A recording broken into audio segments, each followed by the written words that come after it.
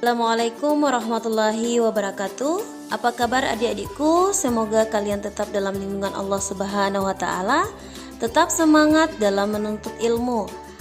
Baiklah, pada pertemuan kali ini kita masuk pada bab 2, yakni sistem reproduksi pada tumbuhan dan hewan.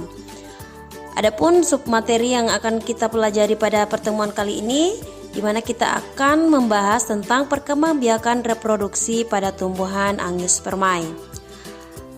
Apa itu tumbuhan Angiospermae? Nah, tumbuhan Angiospermae itu adalah tumbuhan dengan berbiji tertutup, di mana tumbuhan ini dia memiliki bunga sejati. Adapun tujuan pembelajaran kita pada pagi hari ini, yakni diharapkan adik-adik dapat menjelaskan reproduksi aseksual pada tumbuhan, menjelaskan macam-macam reproduksi aseksual pada tumbuhan, mengidentifikasi jenis tumbuhan yang berperan dalam proses reproduksi aseksual alamiah, serta mendeskripsikan cara tumbuhan dalam proses perkembangbiakan vegetatif buatan. Perkembangbiakan pada tumbuhan Angiospermae terdiri dari vegetatif dan generatif. Untuk pertemuan kali ini kita akan membahas tentang vegetatif. Jadi apa itu perkembangbiakan vegetatif?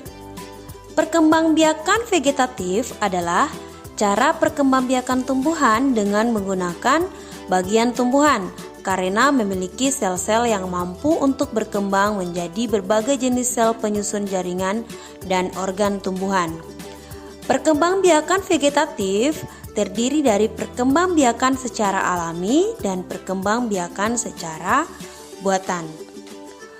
Perkembangbiakan vegetatif secara alami adalah perkembangbiakan makhluk hidup atau tumbuhan yang terjadi tanpa melalui bantuan manusia, jadi dilakukan oleh tumbuhan itu sendiri.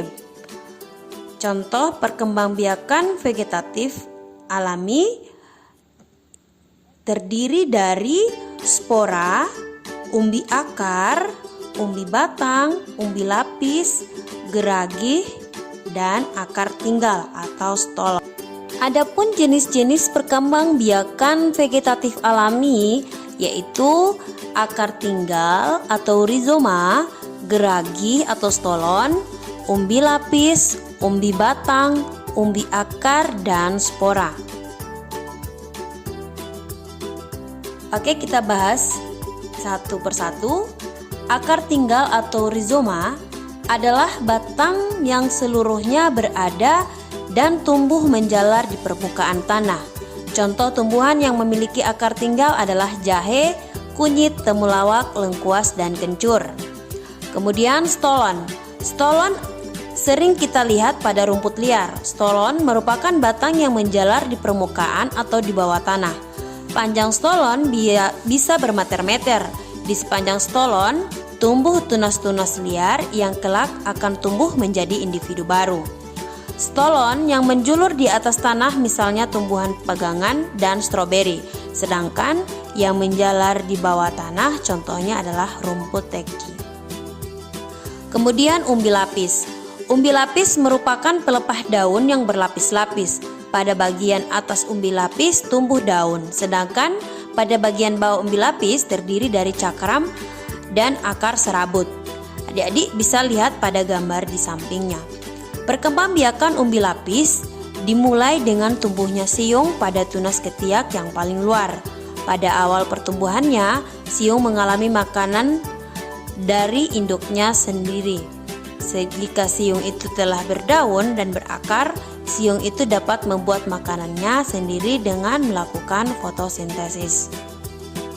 Kemudian umbi batang.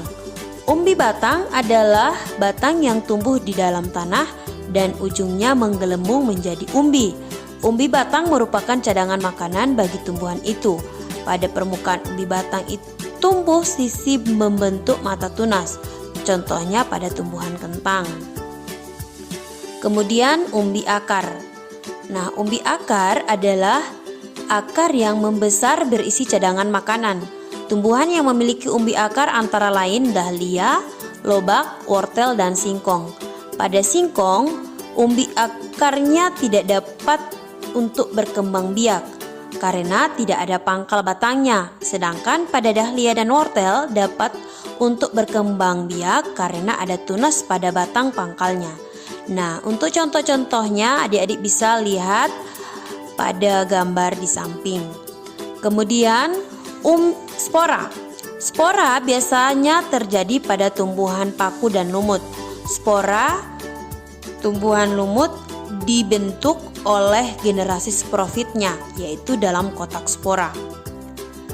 Spora pada tumbuhan paku dihasilkan oleh daun fertil atau sporofit pada permukaan bawah daun atau pada tepi-tepi daun.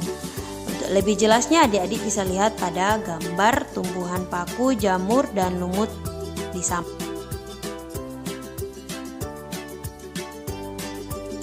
Kemudian tunas. Tunas biasanya muncul pada tumbuhan yang telah dewasa atau tua. Tunas dapat muncul dari akar, batang, dan daun. Pembentukan tunas batang misalnya terjadi pada tumbuhan bambu, tebu, dan pisang. Tunas akar biasanya tumbuh pada cemara, sukun, dan kesemek, sedangkan tunas daun pada tumbuhan cocor bebek. Nah, tunas-tunas yang muncul selain pada batang dinamakan tunas adventif atau tunas liar. Contohnya adalah tumbuhan cocor bebek. Baiklah, kita masuk pada perkembangbiakan vegetatif buatan. Jadi, perkembangbiakan vegetatif buatan adalah suatu cara perkembangbiakan tumbuhan yang dilakukan tidak dengan cara perkawinan atau secara aseksual atau penyerbukan, melainkan perkembangbiakan ini hanya dapat terjadi dengan campur tangan manusia. Jadi, perkembangbiakan vegetatif buatan itu ada campur tangan manusia. Jenis-jenis perkembangbiakan vegetatif buatan terdiri dari mencangkok, menempel atau okulasi, menyambung atau mengeten, setek, dan merunduk. Yang pertama kita bahas mencangkok. Mencangkok adalah memperbanyak tumbuhan dengan mengupas kulit batang dan membungkusnya dengan tanah agar tumbuh akar pada bagian-bagian tersebut. Tumbuhan yang dapat dicangkok harus memiliki batang kayu seperti mangga, rambutan, dan nangka. Nah, untuk cara mencangkok adik-adik bisa lihat pada gambarnya. Kemudian menempel atau okulasi. Jadi, okulasi itu adalah cara perkembangbiakan tumbuhan dengan cara menempel tunas baru pada batang lain tumbuhan yang masih sejenis. Tujuan okulasi sama dengan menyambung, yaitu untuk memperoleh sifat unggul dari kedua buah tumbuhan. Berikut menyambung atau mengeten. Nah, menyambung atau mengeten adalah cara perkembangbiakan tanaman dengan menggabungkan batang bawah dan batang atas dua tanaman yang sejenis. Contohnya pada tumbuhan melinjo, mangga, dan rambutan. Lihat cara untuk menyambung atau mengeten pada gambar di sampingnya. Kemudian setek. Nah, setek itu atau menyetek adalah cara perkembangbiakan tumbuhan dengan menancapkan atau menanam potongan-potongan batang tumbuhan induknya. Contohnya pada tumbuhan singkong dan mawar. Merunduk. Merunduk adalah memperbanyak tumbuhan dengan cara menundukkan batang atau cabang ke tanah sehingga tumbuh akar. Tumbuhan yang biasanya dikembangbiakan dengan cara merunduk memiliki batang yang mudah diatur atau lentur. Contohnya pada tumbuhan stroberi. Oke adik-adik, itulah materi kita untuk hari ini. Setelah adik-adik pelajari, semoga adik-adik dapat paham dan kerjakan lembar kerja peserta didik berikut, di mana di sini disajikan beberapa masalah, ada beberapa gambar.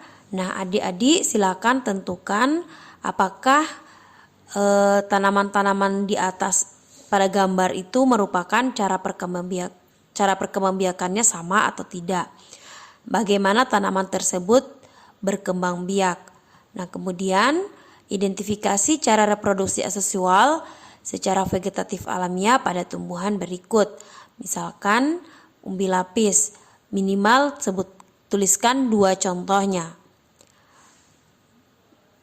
Yang terakhir, pada peta konsep tumbuhan Angiospermae, silakan adik-adik isi definisi dari vegetatif maupun generatif. Nah, untuk pertemuan kali ini cukup adik-adik dapat mengisi apa itu perkembangbiakan tumbuhan Angiospermae vegetatif alami atau buatan, kemudian berikan masing-masing contohnya. Semoga adik-adik paham. Sekian dulu untuk pertemuan kali ini. Assalamualaikum warahmatullahi wabarakatuh.